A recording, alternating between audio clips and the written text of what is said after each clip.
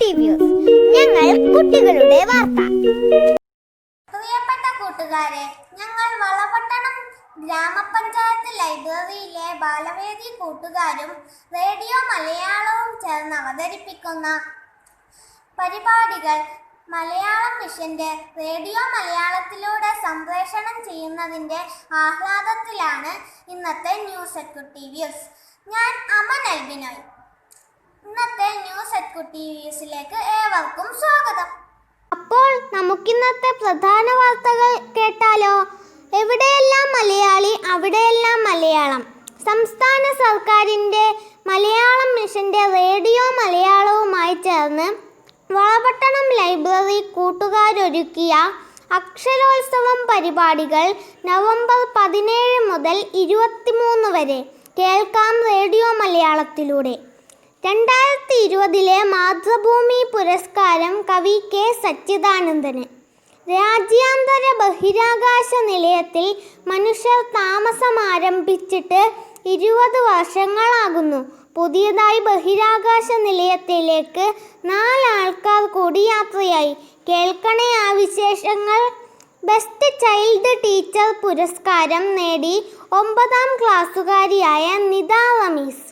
ശിശുക്ഷേമ സമിതി ശിശുദിനത്തോടനുബന്ധിച്ച് നടത്തിയ സാഹിത്യ മത്സരങ്ങളിൽ കവിതയ്ക്ക് 1ാം സ്ഥാനം നേടി ഞങ്ങളുടെ മെസ്ന കെവി. എവിടെയെല്ലാം മലയാളി അവിടെയെല്ലാം മലയാളം.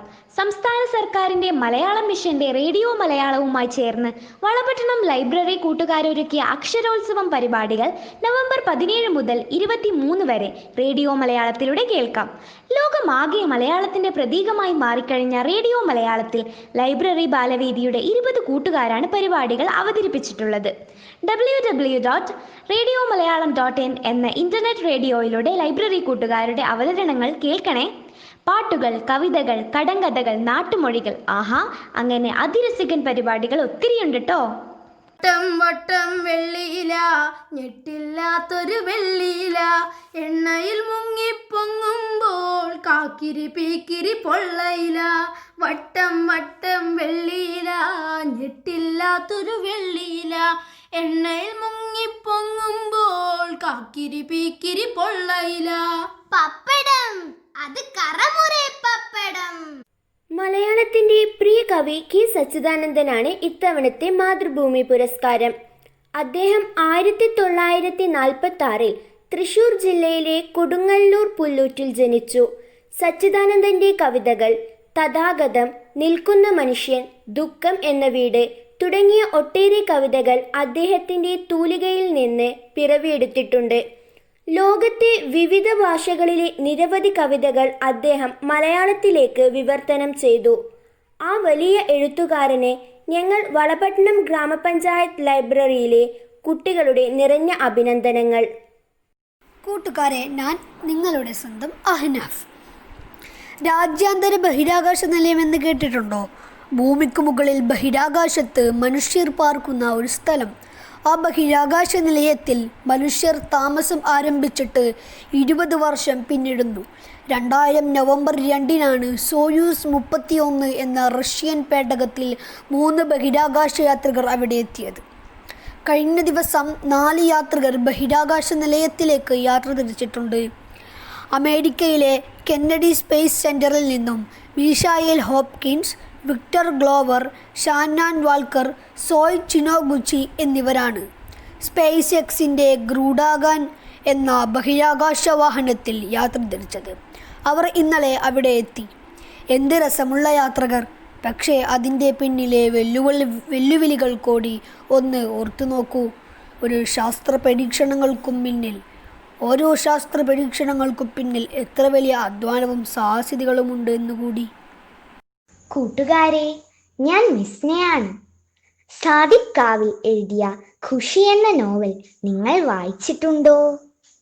കുട്ടികൾക്കായി ഗൾഫ് പശ്ചാത്തലത്തിൽ എഴുതിയ ആദ്യത്തെ പരിസ്ഥിതി നോവലാണിത്.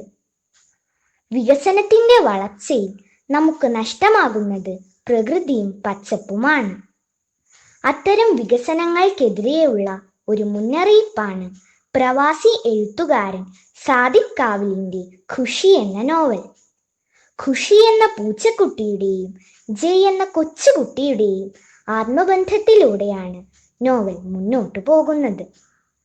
ജയ്യെ പ്രകൃതിയോട് ചേർത്തു നിർത്തിയ ഖുഷി തന്നെ പ്രകൃതിയിലേക്കുള്ള മനുഷ്യന്റെ കടന്നുകയറ്റത്തിന് ഇരയാകുന്നിടത്താണ് നോവൽ പൂർത്തിയാകുന്നത്.